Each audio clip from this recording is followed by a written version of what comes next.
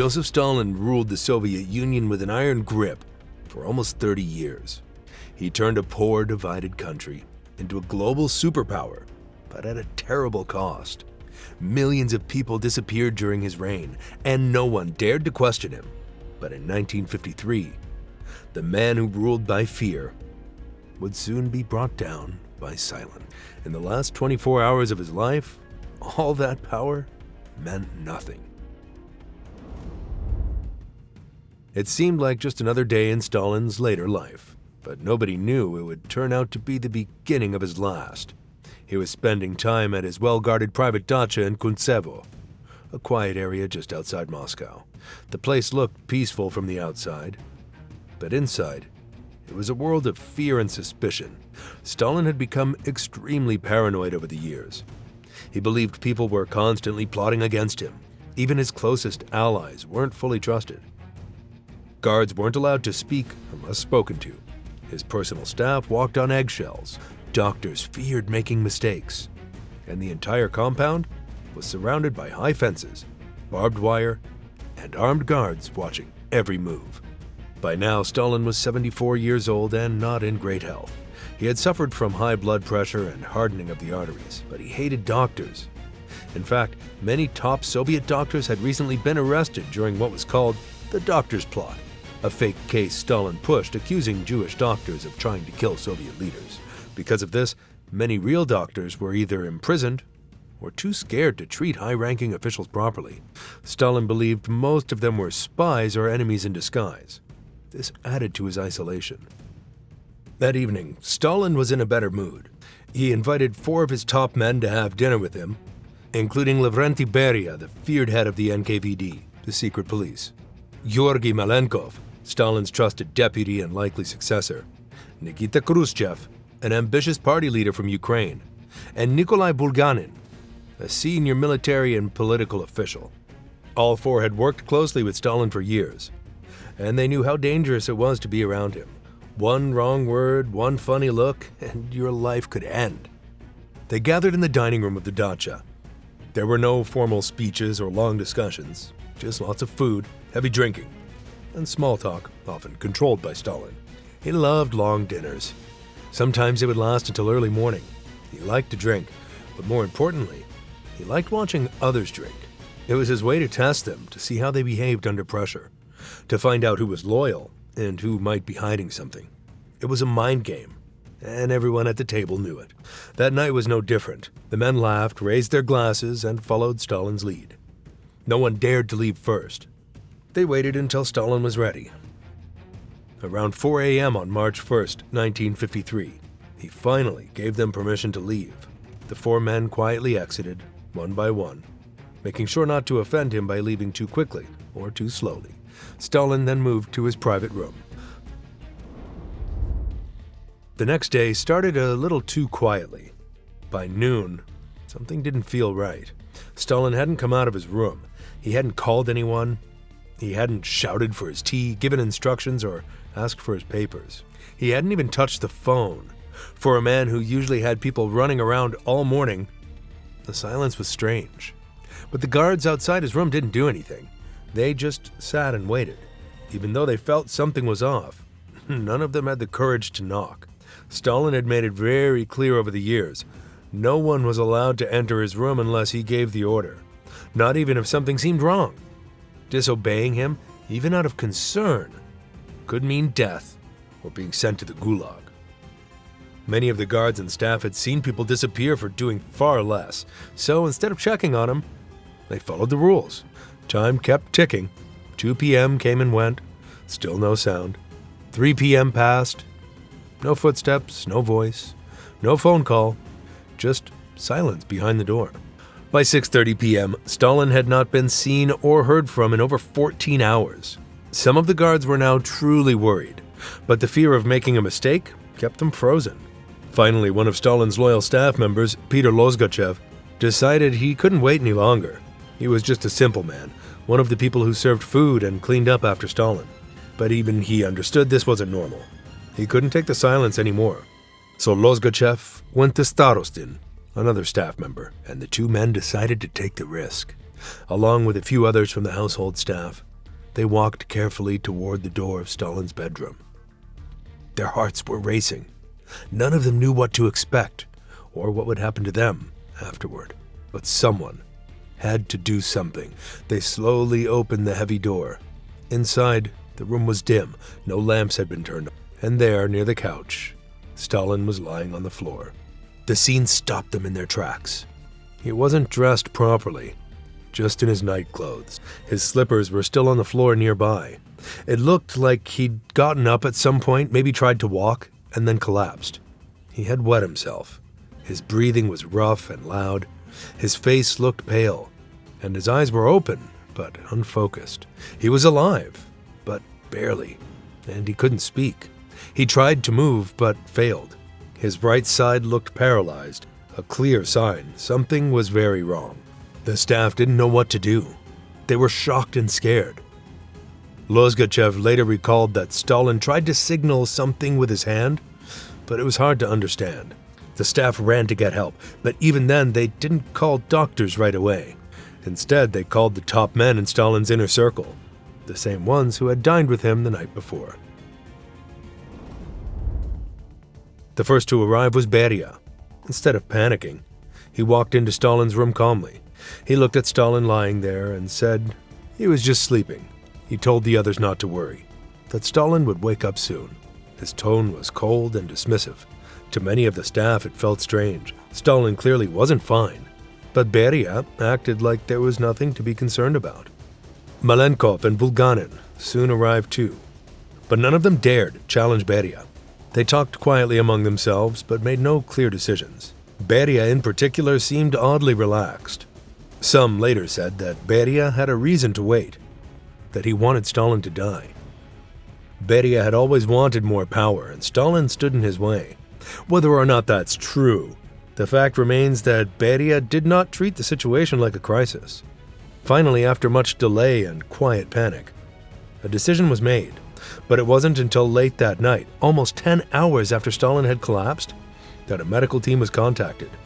The men sent for doctors not because they were sure it was safe to do so, but because it was clear that Stalin might die if they didn't. And even then, the doctors they called weren't from the top hospitals. Most of the doctors who used to treat Soviet leaders were either in prison or too afraid to work. The few remaining ones were those who had not yet been arrested or were thought to be more loyal. They took one look at him and knew it was serious. The diagnosis revealed a massive cerebral hemorrhage. This meant that a blood vessel deep inside Stalin's brain had burst. Blood was now leaking into his brain tissue, creating pressure and damage. This type of stroke is one of the worst kinds. It doesn't just affect the brain, it shuts down parts of the body connected to the damaged area. In Stalin's case, it was clear which side was affected. His right arm and right leg were completely limp. He wasn't able to move them at all. That meant the left side of his brain had suffered the bleeding. His blood pressure was dangerously high, measuring around 190 over 110, which is far above normal. His pulse was irregular, sometimes skipping beats or speeding up suddenly. He was barely conscious. When the doctor spoke to him, he didn't react. His mouth was drooping, and he was drooling uncontrollably. His eyes were partly open, but there was no recognition.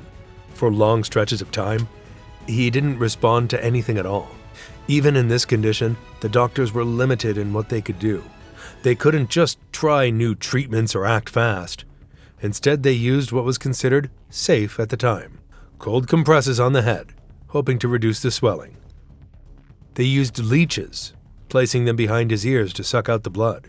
They gave him injections meant to lower blood pressure, but they were careful not to give anything too strong. No one wanted to be blamed if Stalin suddenly died after treatment, but nothing was working. Stalin's condition didn't improve. Some of the doctors were veterans of previous Soviet crises, like Dr. Alexander Myasnikov, a cardiologist. Others were young and inexperienced, called in only because the usual Kremlin doctors had disappeared during the doctor's plot. These men knew Stalin's medical history. He had high blood pressure for years, and he was a heavy smoker, had a poor diet, and lived under constant stress. All of that had increased the risk of a stroke. But even with that knowledge, their hands were tied. By the morning of March 2nd, 1953, It was obvious to everyone close to Stalin that his time was almost up. Word started to quietly spread among top officials inside the Soviet leadership. His inner circle kept their voices low. No one dared say it out loud. But everyone knew. Stalin was dying. His Kuntsevo dacha was sealed off tight. Armed guards surrounded the estate. No outside communication was allowed without clearance. Even high-ranking officials needed permission to get inside. The Soviet government didn't want the public or even lower-level party members to know what was happening yet. One person who had been left out until later in the day was Svetlana Alliluyeva, Stalin's only daughter. She was 27 years old at the time. When the call finally came to bring her in, she rushed to the dacha, not fully understanding what she was about to see. The sight of her father nearly broke her. The room smelled bad. He'd been unconscious for so long that he had wet himself more than once. No one had dared clean him up properly. Meanwhile, away from the bed, his top men were already thinking about the future. While Stalin still clung to life, Beria was acting as if the power shift had already begun.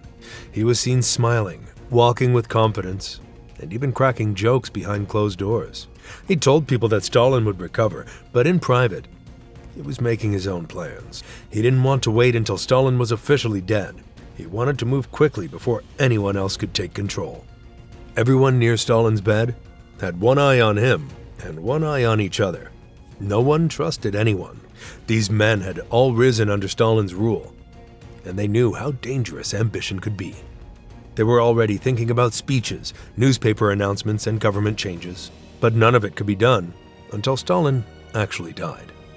There was also fear that if Stalin somehow recovered, he might punish everyone involved for calling doctors too late, for not following orders, or for even standing around during his weakness.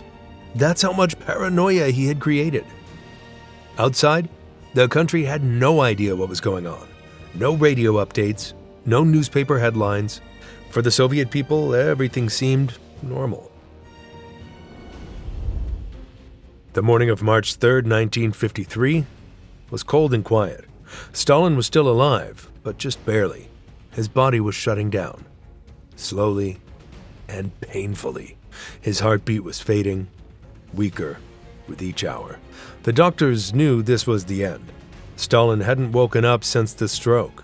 There were no machines to help him, no ventilators, no life support systems. In modern medicine, someone like Stalin might have been put on a breathing tube or rushed into surgery. But in 1953 Soviet Union, especially with the fear surrounding his illness, even the most basic emergency care was delayed or denied. And by now it was too late anyway. Svetlana stayed close. She sat near the bed, holding his hand, trying to find some sign of life in his pale, rigid face. On the evening of March 5th, 1953, at exactly 9:50 p.m., Joseph Stalin took his final breath. The official cause of death was recorded as a massive cerebral hemorrhage. He was 74 years old. The room went silent. There were no outbursts, no weeping, just a cold, tense stillness. Right after Stalin died, something strange happened. Beria's behavior changed instantly.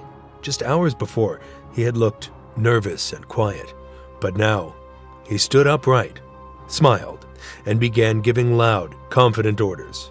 He told the others it was time to take control, organize the funeral, and handle public announcements. That night, Stalin's body was washed and dressed by his aides. He was placed in a simple military uniform and laid out for viewing. A few hours later, his body was moved under heavy guard to Moscow, where preparations were already underway for a state funeral. The Soviet leadership didn't waste time. They wanted to control the story and the transition of power before any chaos could start. Official Soviet newspapers and radio broadcasts claimed that Stalin had died peacefully, surrounded by loyal comrades and dedicated doctors. They said he had fought bravely and that everything possible had been done to save him. But that was a lie. There was no mention of the delay in calling doctors. No word about how they waited 12 hours after finding him paralyzed. There was no talk of the fear among his staff, or how no one dared enter his room until it was too late. All of that was erased from public record. At the same time, The new leaders quietly began to reverse some of Stalin's most recent brutal decisions. One of the first things they did was shut down the doctor's plot investigation. Some of the arrested doctors were freed quietly without explanation. The public never found out what really happened. And just like that, the scapegoats were cleared, and the witch hunt ended. Beria especially moved fast. He wanted to present himself as a reformer, someone who would correct Stalin's mistakes and bring humanity back to the system. But behind the scenes, he was still the same ruthless man, just with new plans for power. The funeral was held on March 9, 1953 in Moscow. His body was placed in a glass coffin and displayed at the Hall of Columns, one of the most important buildings in the Soviet capital. For 3 full days, thousands of citizens poured in to see him. Many wept. Some came out of fear. Others weren't sure what to feel. The streets outside were packed. People stood in freezing weather just to get a glimpse. But the huge crowds led to disaster. In the rush and confusion, several people were crushed to death. Some say the number was in the dozens. The Soviet government never confirmed how many died. Inside, the top Soviet leaders stood by the coffin, taking turns in silence. They acted like they were mourning, but their minds were elsewhere. On March 10th, Stalin's body was carried in a grand procession to Red Square, where it was placed next to Vladimir Lenin in the famous Lenin Mausoleum. This was supposed to seal Stalin's image as an eternal Soviet hero, but it didn't last. In 1961, during Nikita Khrushchev's de-Stalinization campaign, Stalin's body was quietly removed from the mausoleum at night. There was no public ceremony, no announcement. His remains were buried near the Kremlin wall, behind the mausoleum, far from the place of glory he once shared with Lenin. Stalin's last 24 hours showed a lot about the kind of system he'd created. He had built a world full of fear, silence, and suspicion. So much fear, in fact, that when he needed help the most, no one stepped forward. He trusted no one, and in the end, no one truly cared to save him. What makes his death so hard to stomach isn't just the medical condition. It's the silence, the fear, the fact that even the most powerful man in the world died with no dignity. Millions had suffered under his rule. Forced labor, mass executions, famine, and purges, and in his last hours, the pain he gave to others came back in a different form. No support, no comfort, no respect. His story ended not with a final speech or dramatic moment, but with urine-soaked sheets, closed doors, and frightened faces.